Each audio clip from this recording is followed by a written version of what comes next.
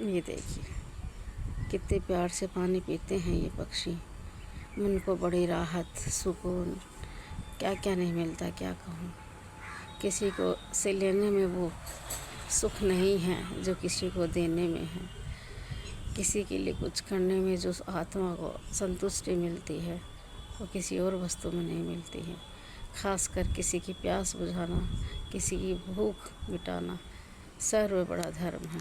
इससे बड़ा धर्म कोई और हो ही नहीं सकता, क्योंकि हर इंसान को शरीर चलाने के लिए है वो खाद्य और पानी, इन दो की ही आवश्यकता होती है। अगर इसकी पूर्ति करे तो उसकी आत्मा संतुष्ट होती है।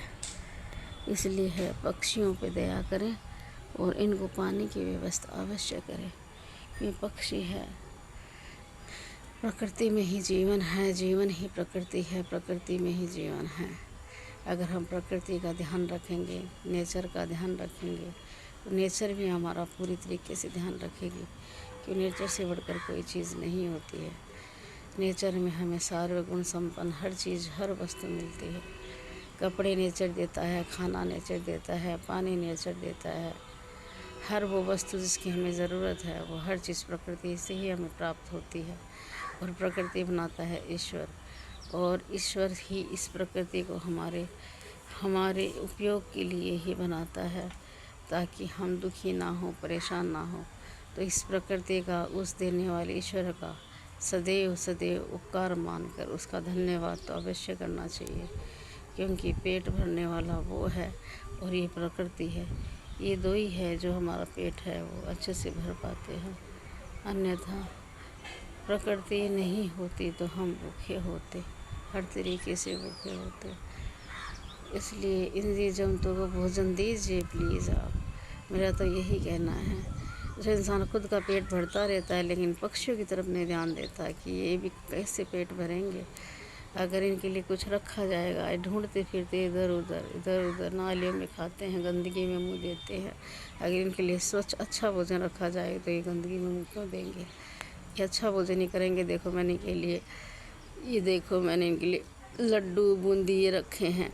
ये जो नाली में कीड़े खाते हैं उनको आज देखो लड्डू बूंदिया खाने को मिल रहा है, इससे बड़ी उपकार क्या होगा।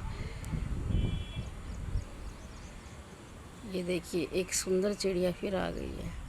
आज ये सुबह से ही घूम रही है मेरे घर में, लेकिन इसका चित्र बनाने के लिए आज मेरे को मौका मिला है। ये बड़ी प्यारी लगती है मुझे, रोज़ आ जाती है ये। इधर मेरा कौवा बैठा है, इधर देखिए कौवा पानी पी रहा है। इधर ये चिड़िया बैठी है, इधर ये कौवा बैठा है। ये देखिए इधर चिड़िया भी आ गई देखो पानी पीने के लिए। पशु पक्षी है वो सब आते हैं, बड़ा सुकून मिलता है कि मेरे पास ये पक्षी आए। अब देख कौवा गया है तो अब चिड़िया आ गई खाना खाने के लिए। कितने पक्षी दिन भर में खा जाते हैं, पी जाते हैं। ऐसा लगता है जैसे घर में ही हमने सबके लिए ये व्यवस्था करके घर में ही एक ऐसा वातावरण बना लिया जिसको देख देख के हम खुश होते रहते हैं। ये देखिए कितनी प्यारी लगती है खाती हुई। ये देखिए भोजन कर रही है।